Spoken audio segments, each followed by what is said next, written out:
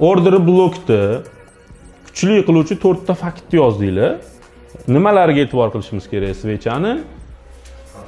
Tanasi soyadan ko'ra tanasi katta bo'lishi kerak. Tanasi kattaroq bo'lishi kerak. Mana bunaqa sham bor. Ko'rsanglar bozorda mana bunaqa sham ham bor. Masalan, mana bunaqa sham ham bor. Ya'ni candle qismi juda ham kichkina. Bu kuchli order blok, umuman o'zi order blok deb olish xato bu. Order blok bo'lmaydi bu. Order blok soyadan ko'ra tanasi kattaroq bo'lishi kerak, sog'lom sham bo'lishi kerak. Va o'sha shamlar kuchliroq ishlaydi.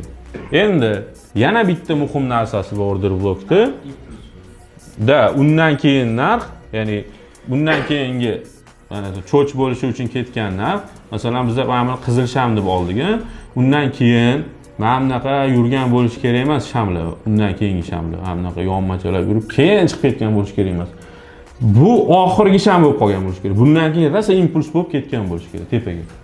Bundan keyin yonida range bo'lib maydalashib yurgan bo'lsa, uni order block deb olmaymiz. Mana bu oxirgi eng pastida qolib ketgan yoki eng tepada qolib ketgan sham, undan keyin yoki chiqib ketgan yoki tushib ketgan xullas holat bo'lgan bo'lishi kerak.